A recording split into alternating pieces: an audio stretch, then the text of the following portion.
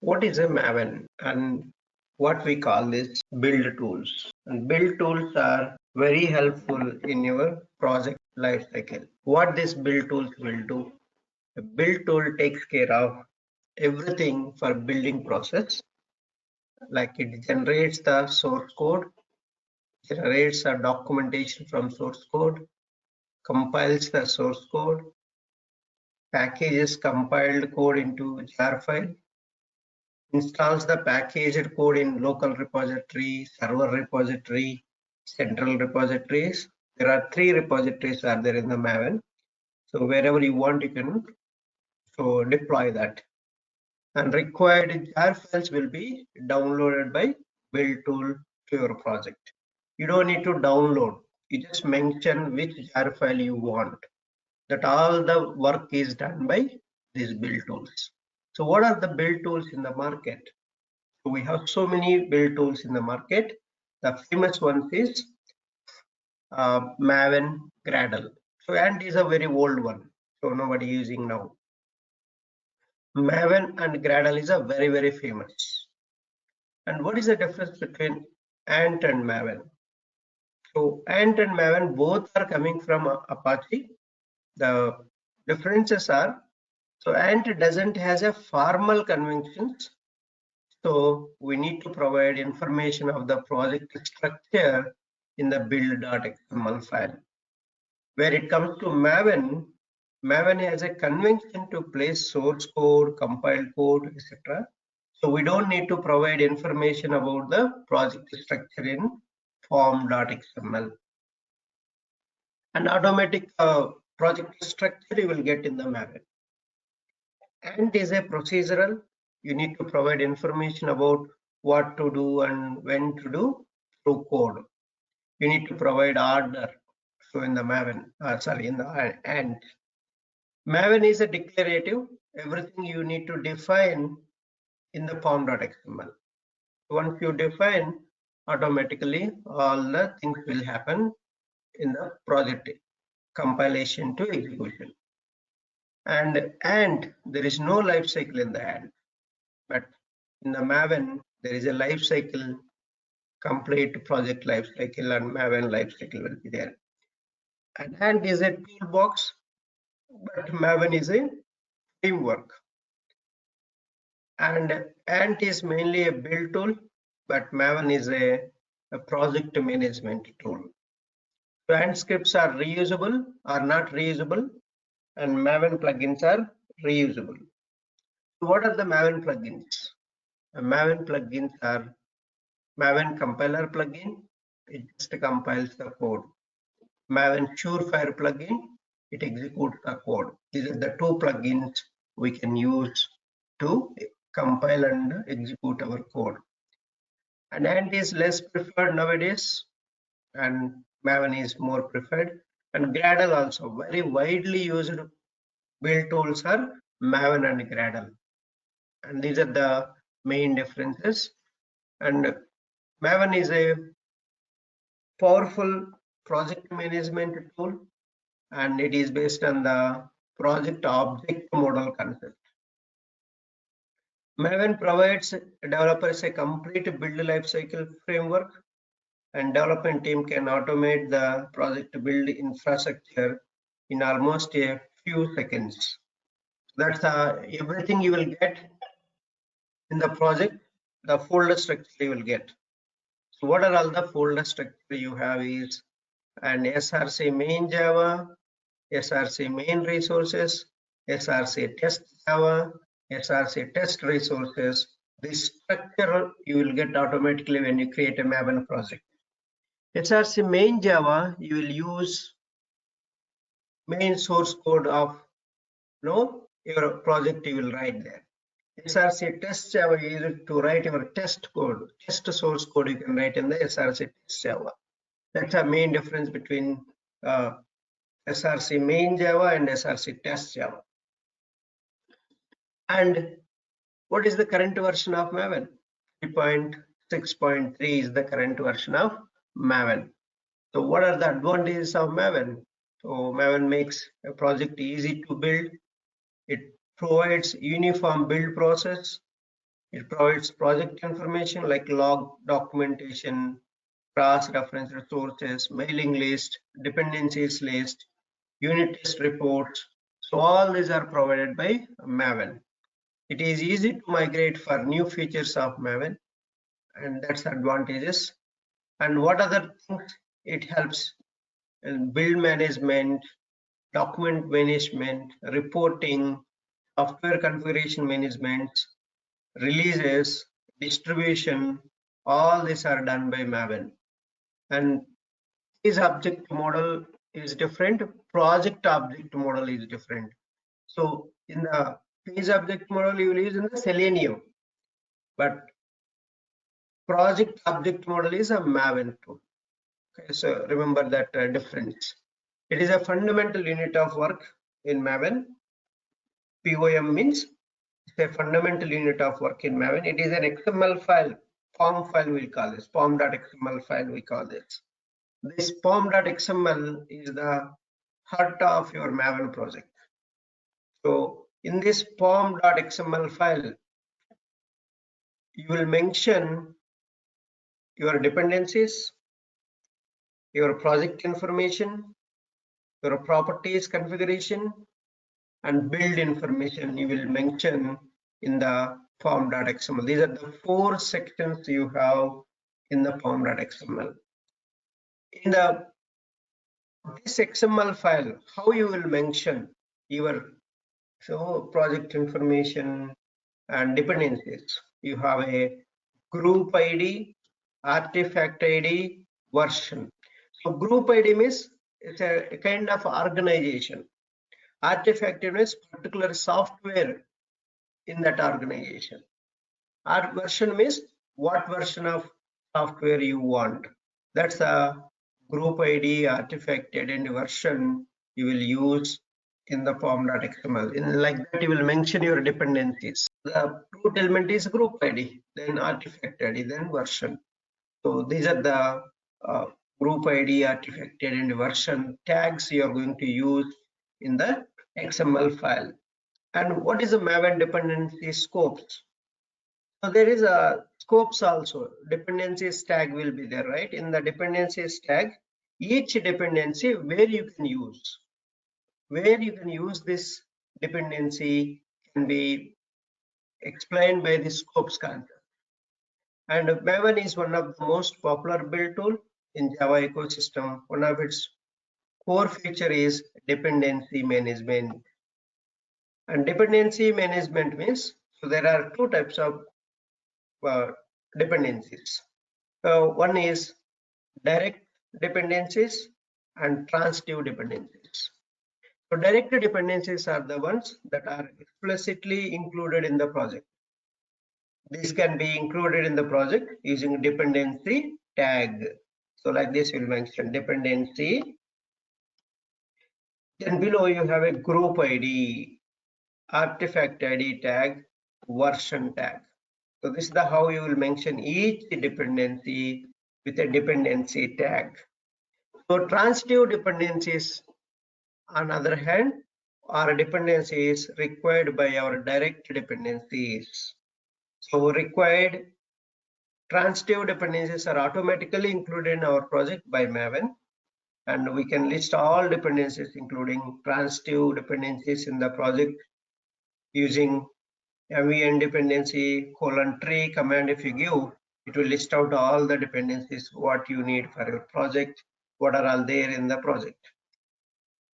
This is a command line you can give, mvn dependency :tree command. If you give all the dependencies list, it will give us. And dependency scopes, there are 6 dependency scopes are there. This is very important. What are all the different dependency scopes? Scope means where you can use each dependency. That's what the dependency scopes means. The first one is compile scope. So this is the default scope. When no other scope is provided, that will be treated as a compiled scope. And dependencies with this scope are available on the class path of the project.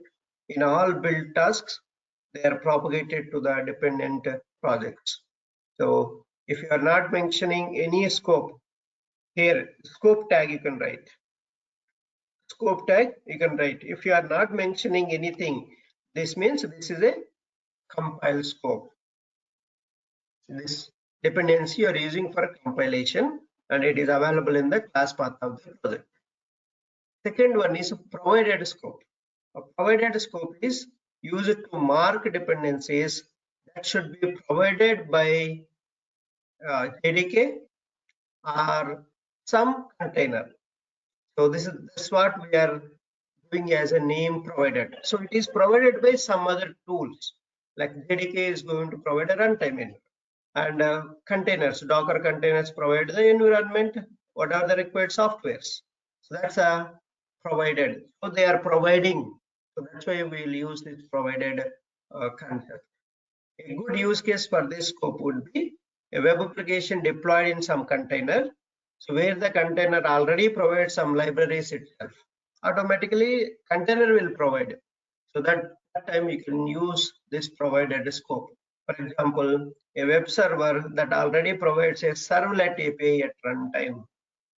So that's in the project. You can mention that as a provided scope like this. So javax.servlet, servlet API, and version 2.5, scope provided. This is the scope tag you will write for every dependency. If you don't mention, that is a compiled scope. If you mention like this is the provided scope.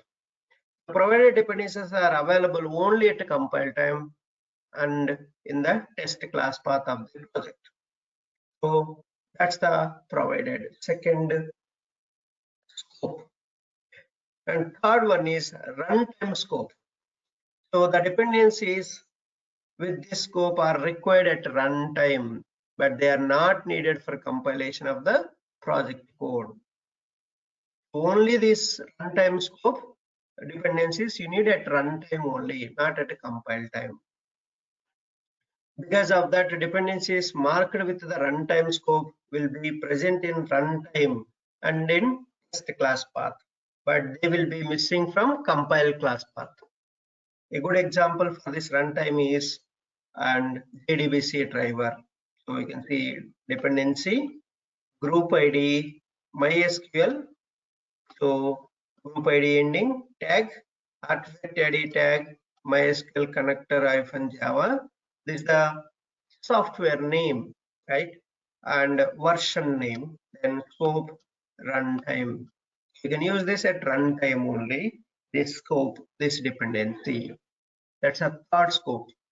And fourth one is a test scope. And test scope means this is used to indicate that a dependency isn't required at standard runtime of the application, but it is used only for test purpose. The test dependencies aren't transitive and are only present for test and execution class paths. This is the test scope. So sometime back I asked this question also. What is a test scope? The standard use case for this scope is adding test library for JUnit to our application. This is the test scope. So you need for test and execution purpose or test cases, right? Then you can mention scope is. And fifth one is a system scope. The system scope is much similar to provided scope. The main difference between both of them is the tool scope is the main difference between provided and system scope is system requires us to directly point to the specific jar on the system. So which jar you require, you have to specify. The important thing to remember is that building the project with the system scope, dependencies may fail on different machines if dependencies aren't present or located in a different place than the one system path points to. If you are pointing one dependency in another system, it may fail, but you have to specify the system path. If the system path the specified so dependency is not there, it will fail. So you have to mention like this: scope is system and system path and project dot base directory libs system dependency dot jar. You can mention like this. So it will accept from anywhere. So this is the system scope. because this is also provided, this system is providing, that's why we are calling system scope. And last one is import. So import scope. This scope was added in Maven 2.0.9 and it's only available for the dependency type form. So we are going to speak this. We don't need to bother about that because not to use this import scope in our testing. Mainly you will use a compile test scopes. These two you will use in our automation. And this is the import scope. Import indicates that this dependency should be replaced with all effective dependencies declared in its form. That's all about dependencies, different scopes. And just I have given diagrammatically, and you can use where you can use compile, provided, runtime, test, system, and import scopes. So this is the interview purpose. These are important. And what other commands we can use here? So we are going to use Maven clean first command you will use, then Maven build, Maven install, Maven test. So these are the commands we are going to use. Maven clean, what it is going to do is Maven clean cleans all the unnecessary folders from the project directory in the basically in the target folder. Unnecessary dependencies and also logs, log files, anything is there that will be cleaned up by this Maven clean command.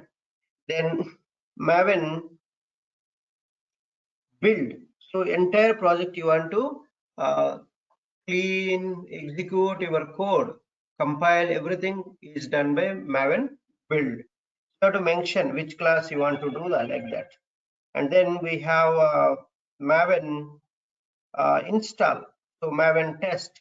So once you do Maven clean, then Maven install, if you do, it will install all the dependencies, then automatically it will execute. Or you want to do Maven test, so you'll just test the test cases. That's the complete commands what we need for this Maven. And is about all Maven build tool. Same this we have Gradle also does the same task. Gradle also another build tool, and it is also popular build tool. Gradle, so you will do all the dependencies in the build.gradle, and then you will write a so Gradle clean build. All these commands are there. So then you can run particular service also in the Gradle, and that's how you can build. You can create a Maven project, or you can create a Gradle project. That's whatever the project you want to create, you can create. Till now we created a Java project. Now we are going to create a Maven project. That I will show you how to create, and then we'll add all the dependencies. So dependencies you can copy from this Maven repository. There is a Maven repository. So from there you can copy all the dependencies. You will just mention here. So what are all the dependencies we need for our framework? So Selenium jars, right? Selenium jars we need. Then we need so no more exe files we are going to use. WebDriver Manager, another one we are going to use. And WebDriver Manager will handle whatever the exe file you need, it will take care of it automatically. That's a WebDriver Manager. So then we need TestNG, then we need Log4j, then we need Commons IO folder to copy the files from one location to other location, and all this Commons IO folder. Another jar we need. So then we need Apache Py library files. All the Apache Py library files, if you want to work with Excel sheets or Microsoft documents, you need Apache Py jar files, because here we are going to see how you will read the data from Excel file, and that concept if you want to do, we need Apache Py jar files. That files also we're going to add. And then we have we're generating the reports. automatic reports we have in test engine, but I want to get a beautiful report.